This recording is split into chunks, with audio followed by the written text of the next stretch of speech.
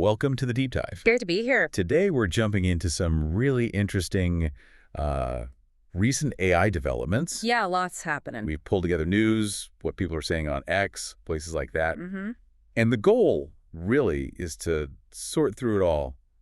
AI coding, video avatars, even some big health news, and kind of figure out what matters right now. Sounds good. Let's unpack it. Huh. What really jumps out is just how fast AI is popping up everywhere. Totally. It's not just theory anymore, is it? It's tools people are using, videos being made, even helping doctors. Absolutely. And speaking of tools, let's kick off with OpenAI. They've made a couple of interesting moves. Right. The Codex agent is one. That's their coding assistant for developers. Access is expanding, apparently. Yeah, and crucially, it's getting better. The sources mentioned internet connectivity, usability tweaks. Okay, so it's becoming a sharper tool, basically. Pulling in live info, working smoother. Exactly.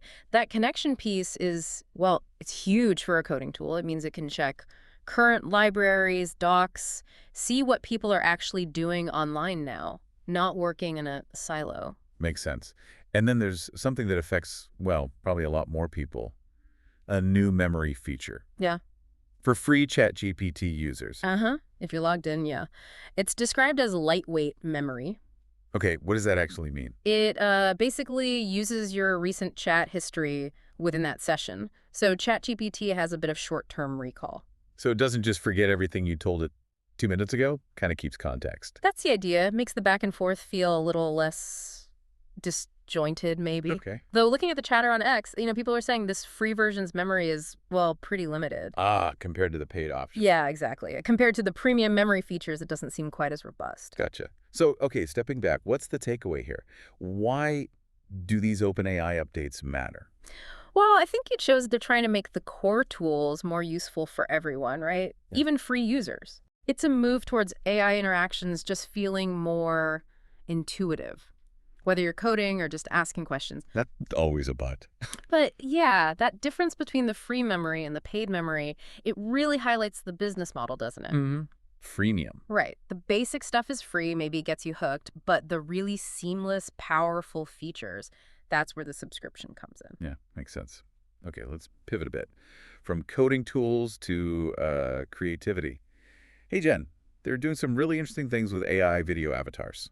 Oh, this one's fascinating. They've apparently launched a new feature giving users really detailed control over the AI avatars. How detailed are we talking? Like down to specific gestures, facial expressions, even the exact tone of voice. No. The goal, they state, is hyper-realistic videos, essentially letting you direct this digital person. Someone described it as like directing your own digital actor. Right. That really paints a picture. It really does. And this is landing right as AI video tools are just, exploding. Yeah. And HeyGen seems to be getting buzz on X, especially for creating content that works globally, probably because you can tweak the avatar and sync it with different languages easily. Okay, but if they're getting that realistic and that controllable, Yeah. that immediately raises some flags, doesn't it? Absolutely. You saw it on X right away. People are worried about misuse. Deepfakes. Exactly. Deepfakes. The more real these look, the easier it is to create convincing fake videos, spread misinformation.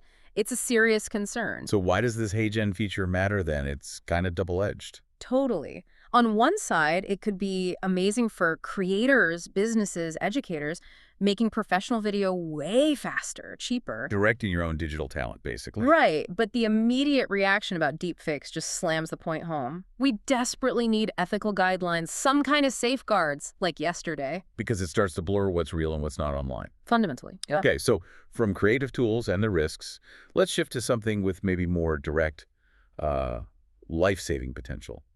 Healthcare. Big news about the FDA. Yeah, this is a major one. The FDA in the U.S. has cleared a new AI tool, and this one's designed to predict breast cancer risk. Wow. Okay. How does it work? What's it looking at? It analyzes mammograms. The reports show the AI looks at those images and can spot really early signs, subtle risk factors. Things a human might miss. Potentially, or things it spots with higher accuracy than traditional methods alone. It gives doctors a kind of early warning system. Like a second set of eyes, but super powered. Kind of, yeah. The analogy used was like giving radiologists a super smart assistant, and there's a specific number mentioned. Oh, yeah. It can apparently reduce false negatives by 20%.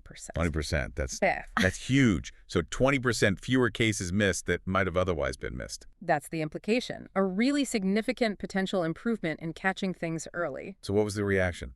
People must be excited. Overwhelmingly positive from what we saw in X, doctors, patients calling it a major win for women's health. Understandably so. Any hesitation?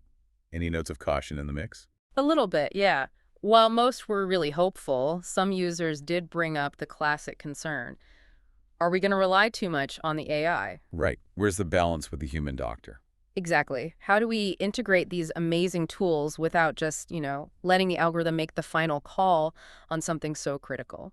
So, boiling it down, Mm. why does this FDA approval matter so much? Well, it could genuinely change breast cancer screening, make Yeah. it more accurate, catch cancer earlier. That saves lives, full stop. Right. It's maybe one of the clearest examples lately of AI delivering a tangible, really important benefit in healthcare. But it also forces that conversation. Definitely. It forces the conversation about balancing AI's power with human expertise and judgment, especially in medicine. And that balance seems to be on a lot of people's minds because this news really sparked something online, didn't it? Yeah. A trending topic. It absolutely did. Hashtag AI health tech was suddenly everywhere on X. Driven by this FDA news. Yeah, directly fueled by the buzz around the breast cancer tool. And what was the general feeling in that hashtag trend? Mostly really positive, lots of excitement, hope about how AI could improve health outcomes, change lives. Any specific examples? There was one quote that kind of summed it up.